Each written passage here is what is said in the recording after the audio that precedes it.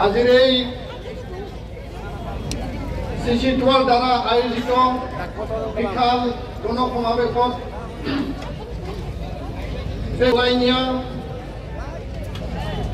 আমাৰ প্ৰদৰ্শন ট্ৰাইবেল সংঘৰ সন্মানীয় সভাপতি সুকুমাৰ গুচৰীয়া,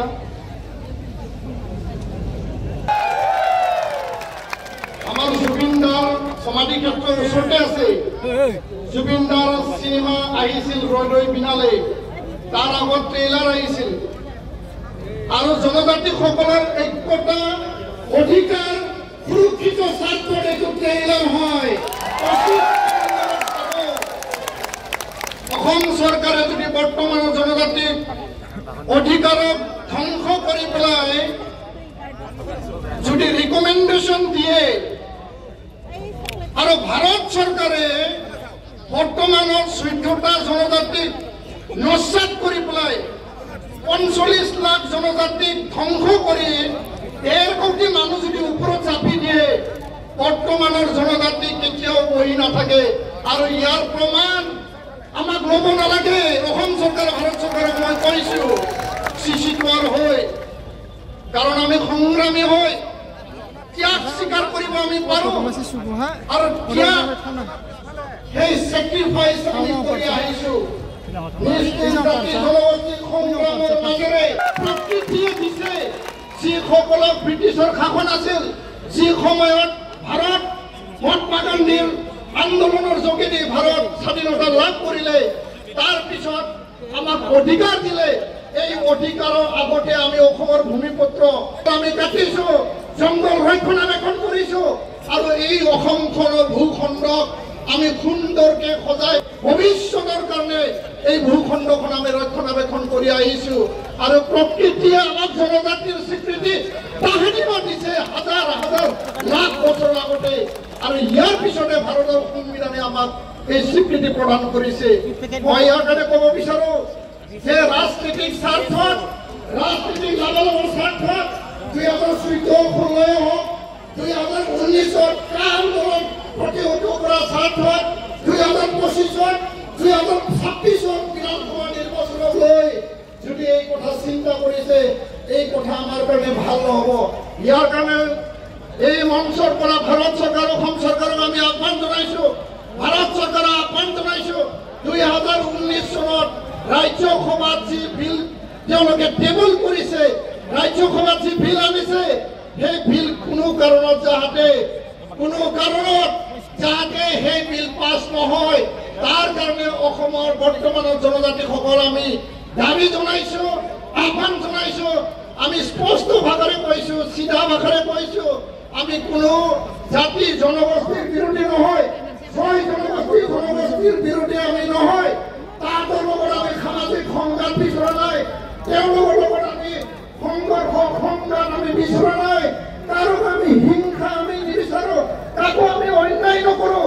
কিন্তু কথাটো হ'ল স্পষ্ট যে অধিকাৰ ল'বলৈ যাওঁতে, অধিকাৰৰ কথা ক'বলৈ যাওঁতে আমাক আঙুলি দেখুৱাই পেলাই যাওঁতে কথা নকয়, কাৰণ আমি কাৰো ক্ষতি কৰা নাই, কাৰো হিংসা কৰা নাই, কাৰো অন্যায় আমি কৰা নাই।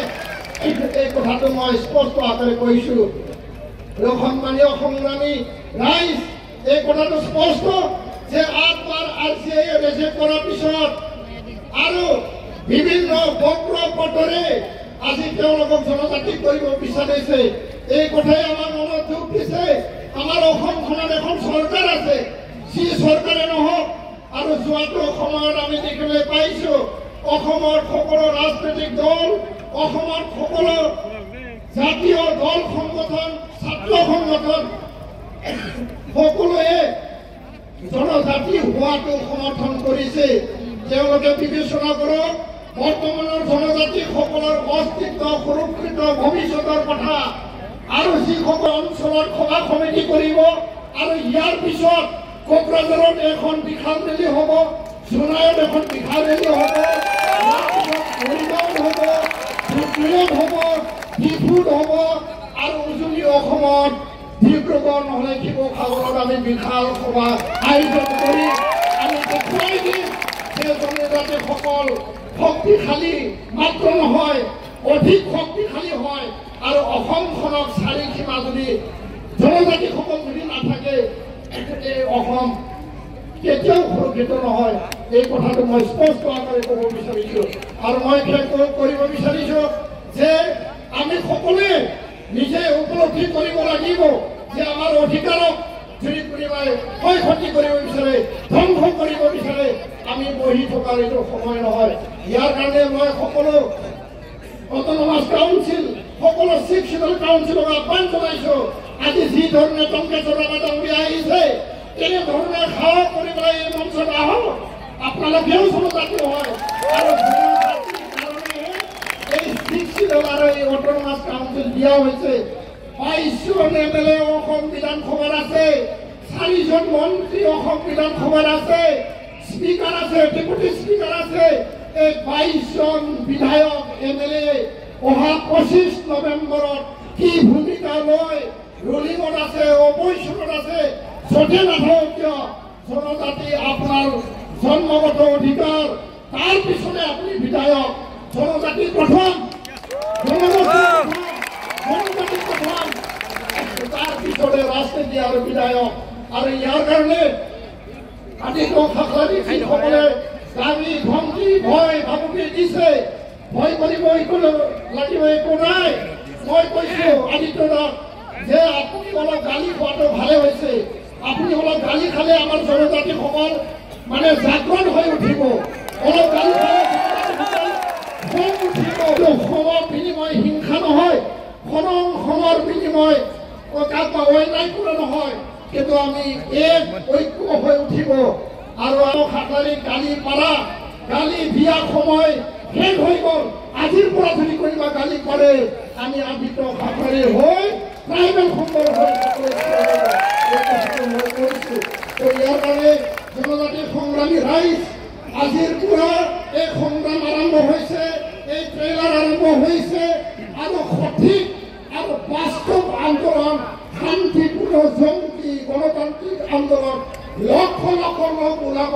এই কথা এই মঞ্চক ক'লো। ভাৰত চৰকাৰ, অসম চৰকাৰক সকীয়াই দিছোঁ।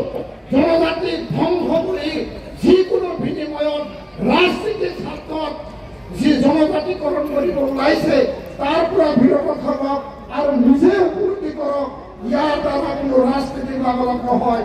বৰঞ্চ অসমখন ইতিহাসৰ পুনৰাবৃত্তি কৰিব নালাগে। যি